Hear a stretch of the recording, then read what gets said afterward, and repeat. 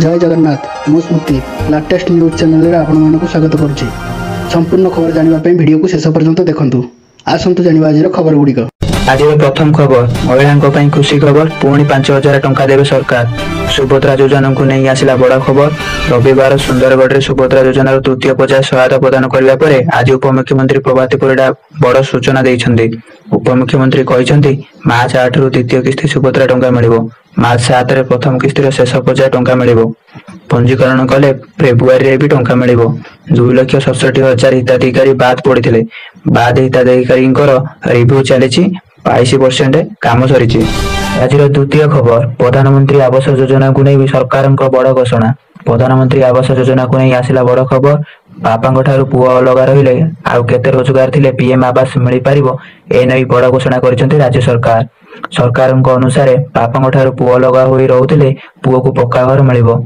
एणिकी बापा ठारू अलग होइतिबा पुओ को मिलिबो पीएम आवास घर। तृतीय खबर अतिरिक्त बजेट रे सुभद्रा 12,156 कोटी टंका व्यय बराद। सप्तदश विधानसभा द्वितीय अधिवेशन मंगलवार ठारू आरंभ हो जाइछि। एही शीत अधिवेशन डिसेंबर 31 पर्यंत चलिबाकू थिबा बेले प्रथम दिन में मोहन चरण माझी सरकार 2024-25 आर्थिक वर्ष प्रथम अतिरिक्त बजेट उपस्थापन करिछि। राज्य सरकार गृह 12,156 कोटी टंकार अतिरिक्त बजेट उपस्थापन करिसेंति। एथिरे रत्न भंडार 5 कोटी, भुवनेश्वर रे प्रवासी भारतीय दिवस 125 कोटी, सीएएफ मुतयन 299 कोटी, पुलिस स्टेशन और पांठी सीसीटीवी 51 कोटी, श्रीमंदिर परिक्रमा प्रकल्प विस्तृत सुविधा 26 कोटी, अग्निसेवार आधुनिकरण और प्रसारण 120 कोटी व्यय अटकल करा जायछि। चतुर्थ खबर मधुबाबू पेंशन योजना 338 कोटी व्यय बराद। विधानसभा 2024-25 आर्थिक वर्ष अतिरिक्त बजेट उपस्थापन करिसेंति। एथिपाई मोट 12,156 कोटी टंकार व्यय बराद करा जायछि। सामाजिक निरापत्ता विभाग रे मधुबाबू पेंशन योजना 338 कोटी टंका व्यवस्था करा जायछि। सेही भली दिव्यांग कल्याण 16 कोटी टंका व्यवस्था करा जायछि। भिन्नक्षम पीडब्ल्यूडीएस एवं साधारण व्यक्तिଙ୍କ मध्यरे विवाह प्रोत्साहन 10 कोटी टंका व्यवस्था करा जायछि। विधवा भत्ता योजना 16 कोटी टंका व्यवस्था करा जायछि। आजिर परवर्ती खबर पांडियान पत्नी छुट्टी आवेदन खारज कले मोहन सरकार। मागिथिले आउ 6 मास छुट्टी। बीजेडी अघोषित सर्वे सर्वा विके पांडियान पत्नी आईएएस सुचेता कार्तिकेयन राउत को शक्त झटका।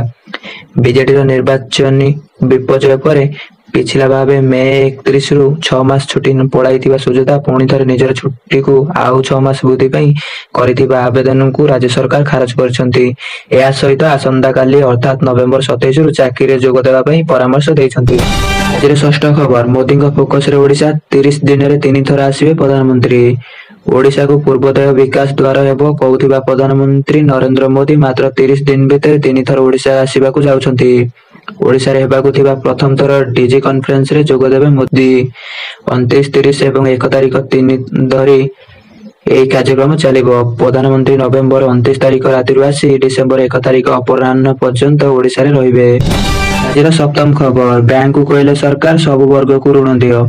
महिला अनुसूचित जाति अनुसूचित जनजाति दिव्यांग समेत समाजर सब वर्गर लोकों को ऋण देवा लगी राज्य में कारोबार करुथिबा बैंक गुडी को उन्नयन कमिशनर तथा अतिरिक्त मुख्य सचिव अनुगर्ग आह्वान देइछन्ति। 2036 सुधा विकसित ओडिशा और 2047 सुधा विकसित भारत लक्ष्य को नजर रखी ऋण देवाक से बैंक गुडी को कहिसन्ति। आज परवर्ती खबर दल छाड़िले 4 बीजेडी नेता बीजेपी रे हेले सामिल। मालकानगिरी जिलार 4 जन बीजेडी नेता दल छाड़ी भाजपा रे सामिल होइछन्ति। बीजेडी नेता तथा परामर्शदाता केशव चंद्र नायक, बीजेडी रा पूर्वतन राज्य कार्यकारिणी सदस्य हिमांशु सामल, बीजेडी जिला संपादक ई वेंकट राव, युव बीजेडी संपादक प्रशांत कुमार जेना, भाजपा राज्य सभापति मनमोहन सामल उपस्थिति रे आनुष्ठानिक भाव दल रे सामिल होइछन्ति। आज दिल्ली पर विषाक्त वायु बलय रे ओडिशार 8 शहर। राज्य रे वायु प्रदूषण चिंताजनक रही। जो शहर को देखले धूली कणा उड़ुची, प्रश्वास रे शरीर को धूली जाउची, छाड़ुनी थंडा और छाती रोग। वरिष्ठ नागरिक और शिशु अधिक जंत्रणा भोगुछन्ति।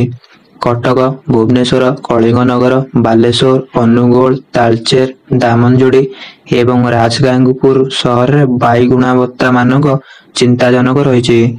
ଭୁବନେଶ୍ୱର, କଟକ, ରାଜଗାଙ୍ଗପୁର ଏବଂ ଦାମନଯୋଡ଼ିରେ ବାୟୁ ଗୁଣବତ୍ତା ମାନକ 200 ଉପରେ ରହିଛି, ଯାହା ଏକ ଚିନ୍ତାର ବିଷୟ। ଆଜିର ଦଶମ ଖବର, ଜାମ୍ମୁ କାଶ୍ମୀରରେ ପ୍ରଥମ ଥର ପାଳନ ହେଲା ସମ୍ବିଧାନ ଦିବସ। ସୁପ୍ରିମକୋର୍ଟଙ୍କ କାର୍ଯ୍ୟକ୍ରମ ପରେ ଏପରି କହିଲେ ପିଏମ ମୋଦି। 75ତମ ସମ୍ବିଧାନ ଦିବସ ଅବସରରେ ପ୍ରଧାନମନ୍ତ୍ରୀ ନରେନ୍ଦ୍ର ମୋଦି ମଙ୍ଗଳବାର ଦିନ ସୁପ୍ରିମକୋର୍ଟଙ୍କର ଏକ କାର୍ଯ୍ୟକ୍ରମରେ ପହଞ୍ଚିଥିଲେ। ଏହି ସମୟରେ ସେ ଜନସଭାକୁ ସମ୍ବୋଧିତ କରି କହିଛନ୍ତି ଯେ ଭାରତୀୟଙ୍କୁ ତତ୍କ୍ଷଣାତ୍ ନ୍ୟାୟ ମିଳୁ, ଏଥିପାଇଁ ନୂଆ ନ୍ୟାୟ ସଂହିତା ଲାଗୁ କରାଯାଇଛି। ଦଣ୍ଡ ଆଧାରିତ ବ୍ୟବସ୍ଥା ବର୍ତ୍ତମାନ ନ୍ୟାୟ ଆଧାରିତ ବ୍ୟବସ୍ଥାରେ ପରିଣତ ହୋଇଛି। ଏଥିସହ ସେ ଏହା ମଧ୍ୟ କହିଛନ୍ତି ଯେ ଜାମ୍ମୁ କାଶ୍ମୀରରେ ପ୍ରଥମ ଥର ସମ୍ବିଧାନ ଦିବସ ପାଳନ କରାଯାଇଛି। ଆଜିର ପରବର୍ତ୍ତୀ ଖବର, ଜମି ପଟ୍ଟା ପାଇଁ ହଜାର ହଜାର ଟଙ୍କା ମାଗୁଛନ୍ତି ଆର୍ଆଇ, କୁକୁଡ଼ା ଦେଲେ ପଟ୍ଟା ଦେବି। ମାଲକାନଗିରି ଜିଲ୍ଲା ମାଥିଲି ବ୍ଲକ ରାଜସ୍ୱ ନିରୀକ୍ଷକଙ୍କ ବିରୋଧରେ ଆସିଛି ଏମିତି ଅଭିଯୋଗ। କୁକୁଡ଼ା ସହ ମୋଟା ଅଙ୍କ ବି ଦାବି କରୁଛନ୍ତି ଆର୍ଆଇ। ଜିଲ୍ଲାପାଳଙ୍କ ନିକଟରେ ଫେରାଦ ହେଲେ ନିରୀହ ଆଦିବାସୀ। ଜମି ପଟ୍ଟା ନାଁରେ ନିରୀହ ଆଦିବାସୀଙ୍କୁ ଲୁଟ୍ କରୁଛନ୍ତି ରାଜସ୍ୱ ନିରୀକ୍ଷକ। ଆଜିର ପାଣିପାଗ ଖବର, ଆସୁଛି ବାତ୍ୟା ଫେଙ୍ଗା, ଏହି ଜିଲ୍ଲାରେ ହେବ ବର୍ଷା, ବହିବ ଏତିକି ବେଗରେ ପବନ। ପୁଣି ଆସୁଛି ଆଉ ଏକ ବାତ୍ୟା, ବଙ୍ଗୋପସାଗରରେ 27 ତାରିଖରେ ସୃଷ୍ଟି ହେବ ଏକ ବାତ୍ୟା। ତାମିଲନାଡୁ ନିକଟ ବଙ୍ଗୋପସାଗରରେ ବାତ୍ୟା ଆକଳନ କରାଯାଇଛି। ଏହା ପ୍ରଭାବରେ ଓଡ଼ିଶା ଉପକୂଳ ଓ ଦକ୍ଷିଣର କିଛି ଜିଲ୍ଲାରେ ବର୍ଷାର ସମ୍ଭାବନା ରହୁଛି।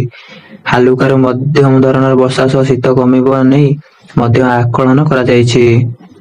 ଜଗତସିଂହପୁର, କେନ୍ଦ୍ରାପଡ଼ା, ଭଦ୍ରକ, ପୁରୀ, କଟକ, ଖୋର୍ଦ୍ଧା, ଗଞ୍ଜାମ, ଗଜପତି, ମାଲକାନଗିରିରେ ମଧ୍ୟ ବର୍ଷା ସମ୍ଭାବନା ରହିଛି। ଏହା ସହ କୋରାପୁଟ, ରାୟଗଡ଼ା କିଛି କିଛି ସ୍ଥାନରେ ବର୍ଷା ଆକଳନ କରାଯାଇଛି। ଶ୍ରୀଲଙ୍କା ତଟ ସହ ତାମିଲନାଡୁ, ପଣ୍ଡିଚେରୀ ଓ ଦକ୍ଷିଣ ଆନ୍ଧ୍ରପ୍ରଦେଶ ତଟରେ ଘଣ୍ଟା ପ୍ରତି 50ରୁ 60 କିମି ବେଗରେ ପବନ ବହିବ। ଆଜିର ଗୁରୁତ୍ୱପୂର୍ଣ୍ଣ ଖବର, ଅନ୍ତେବାସୀ ପିଲାଙ୍କୁ ପୋଷ୍ୟ ସନ୍ତାନ ଗ୍ରହଣ କରିବେ ମନ୍ତ୍ରୀ, ବିଧାୟକ ପ୍ରଭାତୀ ପରିଡ଼ା। ଅନ୍ତେବାସୀ ପିଲାଙ୍କ ସ୍ୱତନ୍ତ୍ର ଯତ୍ନ ନେବେ ମନ୍ତ୍ରିମଣ୍ଡଳ ଓ ବିଧାୟକ ମନ୍ତ୍ରୀ, ଏଭଳି ପ୍ରତିକ୍ରିୟା ଦେଇଛନ୍ତି ଉପମୁଖ୍ୟମନ୍ତ୍ରୀ ପ୍ରଭାତୀ ପରିଡ଼ା। ଓଡ଼ିଶାରେ 140 ବିଧାୟକ ଅଛନ୍ତି। ଜଣେ ଜଣେ ବିଧାୟକ ଯଦି 5 ଜଣ ପିଲାଙ୍କୁ ପୋଷ୍ୟ ସନ୍ତାନ ଭାବରେ ଗ୍ରହଣ କରିବେ, ତେବେ 5ରୁ ଉର୍ଦ୍ଧ୍ୱ ପିଲାଙ୍କ ଭାଗ୍ୟ ପରିବର୍ତ୍ତନ ହୋଇଯିବ। ଏନେଇ ବିଭାଗ ନିଷ୍ପତ୍ତି କରିବା ନେଇ ଉପମୁଖ୍ୟମନ୍ତ୍ରୀ ସୂଚନା ଦେଇଛନ୍ତି। ଯେଉଁମାନେ ପ୍ରତିଭାର ଅଧିକାରୀ ସେମାନେ ସାହାଯ୍ୟରେ ପାଇବା ପରେ ଭଲ ପ୍ରଦର୍ଶନ କରୁଛନ୍ତି। ଯେଉଁମାନଙ୍କ ପାଇଁ ଦରକାର ଅଛି ସେମାନଙ୍କର ଏକ ଲିଷ୍ଟ ତିଆରି ହୋଇଛି ଏବଂ ଅନୁରୋଧ କରିବି ମୋ ବିଭାଗକୁ ଚାଇଲ୍ଡ ପ୍ରୋଟେକ୍ସନ ନିଯୁକ୍ତି ସୁଯୋଗ ଅଛି। ଏ ହୋମରେ ପିଲାଙ୍କୁ ଗୁରୁତ୍ୱ ସହ ନିଯୁକ୍ତି ଦେବେ ରାଜ୍ୟ ସରକାର। ଏ ନିଷ୍ପତ୍ତିକୁ କେହି ମନା କରିବେନି। ମନ୍ତ୍ରୀମାନେ ଆଗକୁ ଆସିବେ, ପିଲାମାନଙ୍କୁ ଏକ ଭଲ ଭବିଷ୍ୟତ ଦେଇପାରିବେ। ସରକାରର ପ୍ରୟାସ କରୁଛନ୍ତି, ଅନ୍ୟମାନଙ୍କ ସହଯୋଗ ମିଳିଲେ ଏ ମହକ ସାରା ବିଶ୍ୱରେ ଚମକିବ। ଏ ପିଲାମାନେ ସରକାରଙ୍କ ପୋଷ୍ୟ ସନ୍ତାନ ମିଶନ ବାତ୍ସଲ୍ୟ ପିଏମ କେୟାର 8000ରୁ ଉର୍ଦ୍ଧ୍ୱ ପିଲାଙ୍କୁ 225ଟି ହୋମରେ ରଖିପାରୁଛି। ଆମ ପାଖରେ ଥିବା 8000ରୁ ଉର୍ଦ୍ଧ୍ୱ ପିଲାଙ୍କ ମଧ୍ୟରେ ରହିଛି ଅଦମ୍ୟ ସାହସ, ଉତ୍ସାହ ଓ ପ୍ରତିଭାକୁ ସେମାନେ ପ୍ରଦର୍ଶନ କରିବେ, ପୁରସ୍କୃତ ହେବେ।